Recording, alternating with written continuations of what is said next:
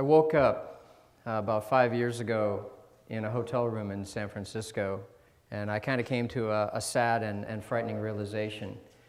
And the realization was that I was failing the students that I was teaching on the campus, and I was failing the mentors that I was actually coaching at the time of startup companies.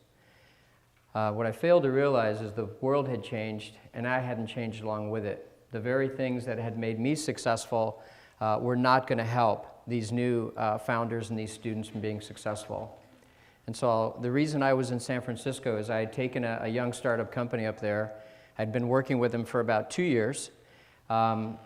We had written a business plan, we had moved carefully, we'd built prototypes, and we prepared ourselves by writing a plan and looking for investors for the next round of capital that this team would need, even though in the first year of full operation, they did about $200,000 worth of revenue. So we go up to this investor pitch meeting, and the team's doing really well, and then the investors start hammering the team on elements of the business plan that they had written about 8 months earlier. And I was sitting there watching this. The team was struggling with handling the investor questions. And what the investors hadn't realized is that the team had moved off the plan, and that they were iterating their business model based on feedback they were getting from their customers in the marketplace. They had created a kind of a niche little software tool, getting pretty good feedback. It was a niche. And so they moved gently off the direction they were heading because this was starting to prove to be something. And it was painful for me to watch. It was more painful for the team to watch because they were the only startup there that was actually had revenue, and yet they were being pounded into the ground pretty much like a tent peg. And so the founder came up to me afterwards, pretty crestfallen, and he said, "I don't understand. We're the only company here with $200,000 worth of revenue, and we just got hammered into the ground. What's going on?" And as he said that, I kind of stepped back and said, what was I doing now? Was I in the business of helping students create business plans and the theology of they needed money in order to create companies? I realized right then and then that I needed to question the validity of what I was doing. So this was the model in a simplified format of what I was used to. This is the model that I based my career on, and it was this notion of if you come up with a good idea, you write a business plan, right? X plus Y plus Z equals a business plan, and then you look for investor capital, however you might find that investor money, and that's how you launch a company. The problem with this model that I realized 5 years ago is that you can't move fast enough with this model. I mean, the world's moving too fast. There's too many new tools available, marketplace windows open and close, and this whole notion, if you look at some of the crowdfunding and other things that are occurring today, of absolutely needing investor money is absolutely not necessary. And so as I was looking at this, I started to understand that I needed to start teaching and mentoring the entrepreneurs I was working with to move faster, and this whole notion of failing fast is what started to fuel kind of my philosophy and how I mentor both founders and students in the classroom. One of the things that I decided to look at is if this is the problem, this traditional model, how do we move faster? Right? And it's this whole kind of lean mentality. You've been reading different books on lean, the startup philosophy, but if you've never started a company, you may or may not know exactly what that means, right? Well, what it means is you run like hell. That's what it means. And you don't have any money. And you take this philosophy of, by engaging in the marketplace, this is critical. If I had you work on a traditional business plan and told you you needed money in order to start a company, that would take about 11 months to prepare you.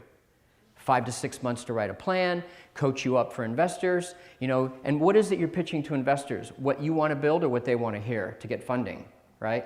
And so I came up with this lean model framework that I started using with mentors and with students in the classroom. And it's this notion of if you have an idea, if you have a good idea, you think it's a good idea. Somebody said before in the back room that, diamonds aren't pretty before they're pressured and polished, right? And so I believe ideas are valuable. But you have to balance the idea against a business model. And most entrepreneurs don't exactly know, or most people, what a business model is. I'll show you in a few minutes. But you have to take that idea, put it against a business model, and then take that business model idea and talk to 50 potential customers and say, look, this is what I'm thinking of doing. What do you think? And by doing that with either potential customers or perhaps distribution, folks in distribution, you start to get feedback. And so this is you're already in the market now. You've already taken a step forward. So if you have an idea this weekend and you created a business model around it, on Monday, you could be talking to 50 potential customers and saying, what do you think of this idea? Is this what you'd pay for it? Where would you expect to buy it? That's the beauty of this framework. The business model requires that you talk to customers immediately. So literally, I'm teaching students now on the campus in less than 8 weeks to iterate a business model against a real idea with 200 real customers, and we change the business model up to 3 times in that 8-week time period on real good ideas. And then if we were to move forward using almost no money, whether it's Photoshop or we have to create a real prototype, we do rapid prototyping, which could be a concept at this stage. It could be a prototype of something. Now you're showing the customers, okay, you've given me a number of feedback. Here's the product. Here's the product the way I believe it will go to market. Now give me more feedback. They give you feedback, you listen, you change. Now you go to distribution, you say, hey, I'd like to sell this one day, at your local store. What would it take for me to get this product into your local store, right? And you're getting feedback all the time, and then you're changing the model. This whole idea of customer truth is really critical in the model because a lot of times, especially entrepreneurs that I work with, they're so focused on what they want to deliver to the market, it's very hard for them to actually be listening to the customer, right? And so this is a model that I believe works. And if you look at the timeline, this is one of the things that just struck me, back in 2009. If you look at the timeline that it takes to work on something in traditional ways, it's so long. If you look at today's world, 2014, we're moving so fast. I'm seeing companies launched in 30 days now with, cloud-based tools, farmers markets, food trucks. I mean, whatever it might be, people are moving faster. And so they need a methodology and a tool set that's a little bit different from writing a business plan that, quite frankly, when you finish writing a business plan, the business plan is obsolete. Because if you wait 2 weeks, 3 weeks, 5 weeks, 6 weeks, 8 weeks, things have already changed. New competitors have moved in the marketplace is shifting, customer preferences are changing, a new trend might be popping up, it's moving too fast. And so what do you want to waste your time on? Do you want to waste your time engaging customers, having them check a prototype, getting feedback, and pivoting a model and going, holy crap, I might actually be onto something? Or do you want to let marketplace windows slip by? Do you want to learn how to pitch to investors for money you may or may not ever need, or to engage in the marketplace? Let me give you an example of what this looks like so that you don't sit here and go, well, come on. I mean, you're surrounded by entrepreneurs, this, that, and whatever. They're no different than you. Okay? As a matter of fact, the students that I work with on the campus, they don't have your years of experience or knowledge. They're 20 years old, and they're not afraid of eating top ramen, and they don't even know what failure is. They already feel they're at the bottom of the ecosystem. So to them, failure is an opportunity, to have fun. Okay? It's a different perspective. And I'm serious about this because their tolerance for risk is amazing. And somewhere after kindergarten, we got the tolerance for risk beat out of us. And so the example I have is we have a thing on the campus called Entrepreneur Day. And it's where we celebrate students selling something to students and staff. And we bring back alumni companies. Everyone's selling. Okay? And the goal is to show the campus that anyone can be an entrepreneur. The goal is not to sell stuff. They try to sell stuff. The goal is to have every student, all 15,000 that walk through our village, understand that they can create something too. That's the goal. So these 2 students come to me, they're sophomores. And they say, hey, we want to participate in Entrepreneur Day. I go, great. What do you got? They whip out their laptop, they show me. They go, we want to do sunglasses. And so I'm thinking like, well, does the world need another pair of sunglasses? But I don't say that. I am not judge and jury. The marketplace is judge and jury. I'm not judge and jury on any idea they have. I said, great, have you done a business model around? Yes, we have. I said, great, can I see it? Business model, this is our target customer. We've talked to 100 people, mostly students. This is what they'd like to see. And what they discovered is that students wanted to buy replacement sunglasses for the expensive sunglasses that they lost when they were out doing what they do. So their price point was between $20 and $40, but they were designed gorgeously. They showed me the design on their laptop, and I was like amazed. I go, these sunglasses look amazing. I mean, they kind of look like $200 sunglasses. He goes, yeah, isn't it great? I said, okay, when do you want to be on Entrepreneur Day? Great, where are the sunglasses today? I said, oh, they're on the computer. I'm like, you haven't designed them, for real? No. Do you know how long it takes to design sunglasses? No. I go, okay, it takes longer than the 6 weeks we're at before Entrepreneur Day. And so they, looked a little crestfallen, and I said, I have an idea. And they said, what's your idea? How much money can you scrape together in the next week? And they look at each other, and they're like, $1,000. You chip in $500, I'll do $500. We'll get it. I said, okay, so you have $1,000. They said, yeah. I said, here's what I want to do. We're on a university campus where red and black are the university colors. What we'll do is we'll buy 150 we'll go offshore, we'll buy 150 pair of red sunglasses and 150 pair of black sunglasses. The sunglasses will be less than $3 each. What do you think you can sell them for? Well, we think we can sell them for $20. I said, great.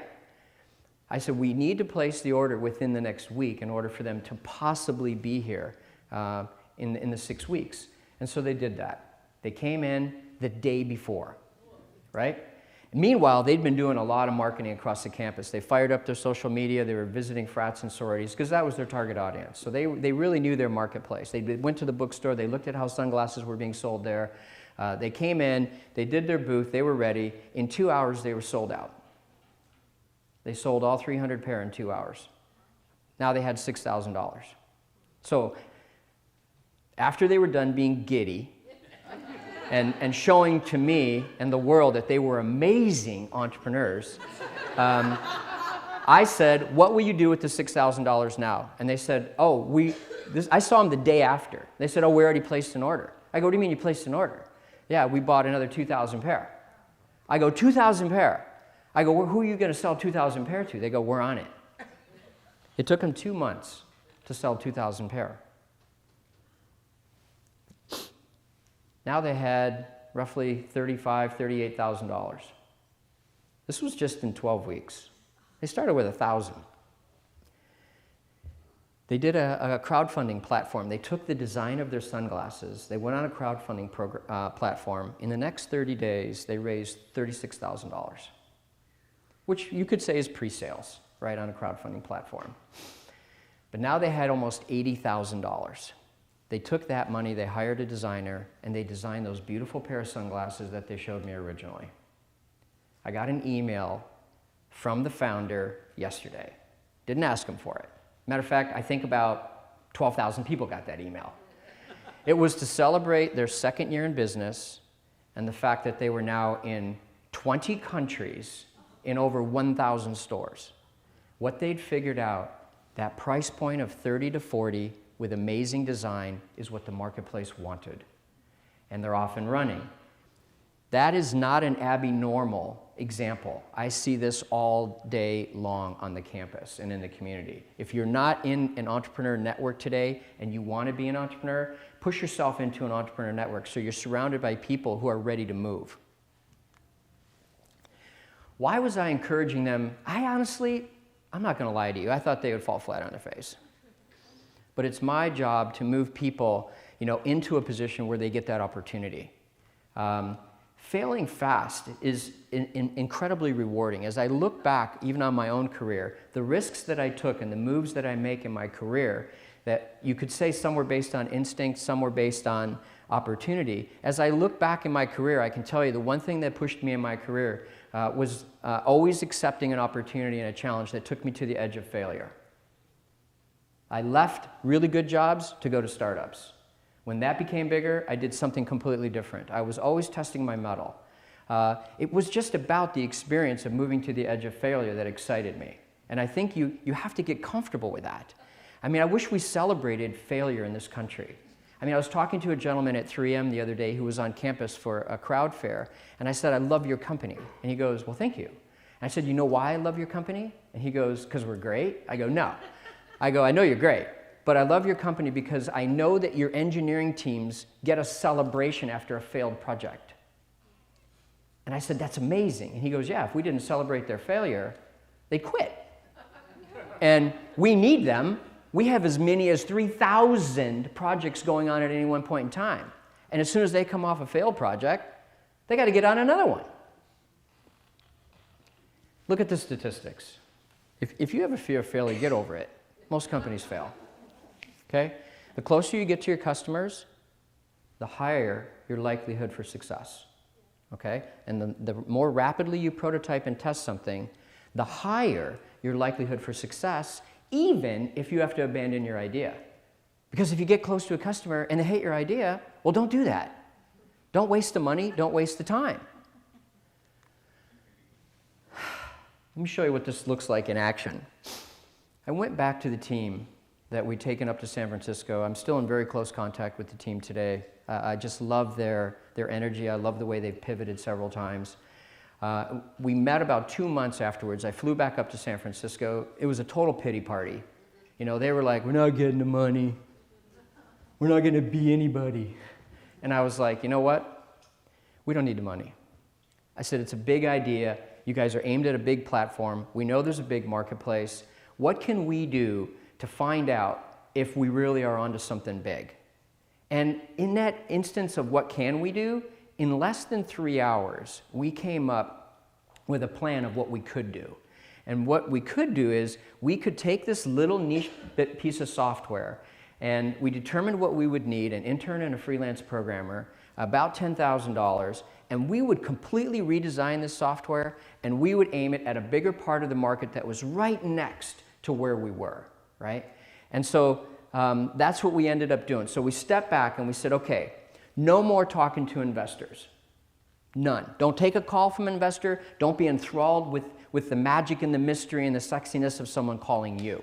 Don't even don't return their phone calls. Well, I'm getting messages other people want, don't return them. I said, we are moving without money, or as little money as possible now. We threw away the business plan. We literally burned it in his fire pit. We just said, this thing is holding us back. This is a live model that you see of a business model on a wall that we were creating about what are all the elements of the business, what is the product, who are the target segments, what are we creating, how are we unique, how are we different, how are we going to price it, how are we going to distribute it. We went into a war room and just created the new company, so to speak. And when we were done, we were like, okay, we're done. 30 days, we're going to have this product. We're going to test it with customers. Yes, we are. Okay, and I flew out of San Francisco. I said, good. In 30 days, I'm coming back. So, here's the beauty. We have no plan.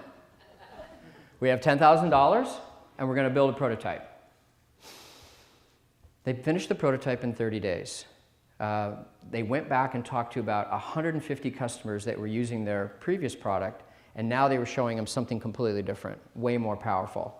And the response was enthusiastic, right? And so they're reading me all these comments that they're getting, right, from their meetings and email, and they're doing private Skypes, and they're showing people the product around the world, by the way.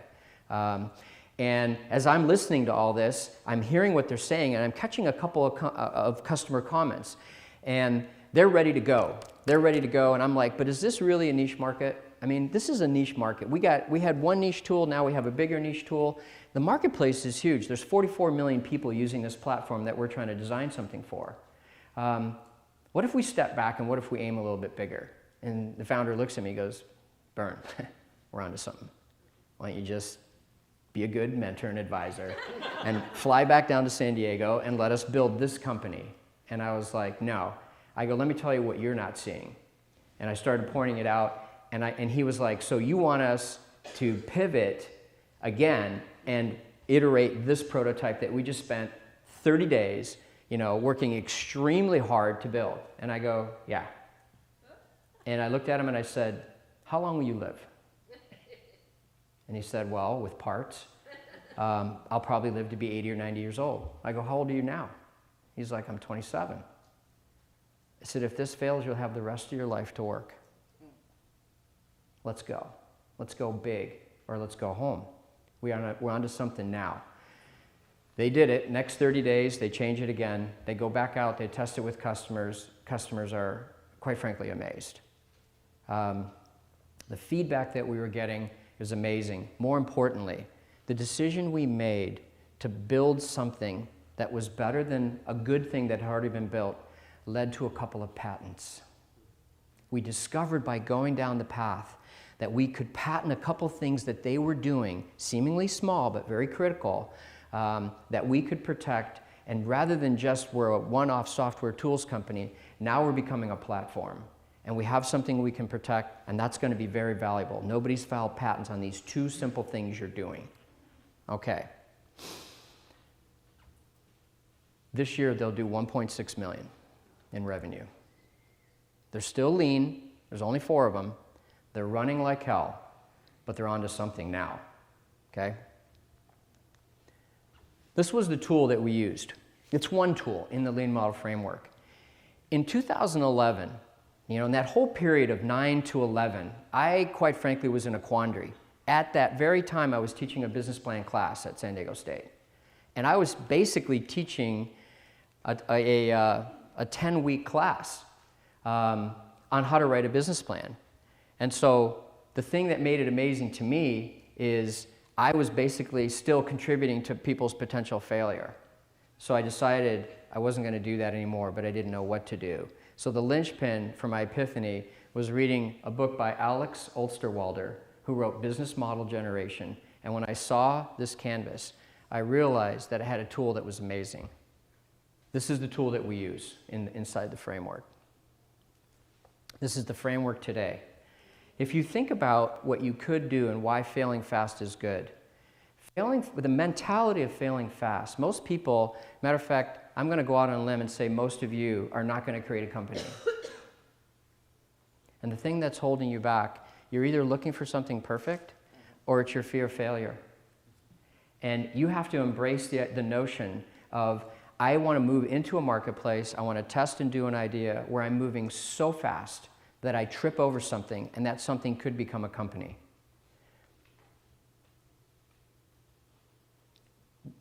I'm no longer in the business of teaching students and mentoring people on the business of creating business plans and looking for investor money. This whole notion of failing fast and winning big is one that has a lot of merit. My advice to you is if you want to be an entrepreneur, then be one. Thank you.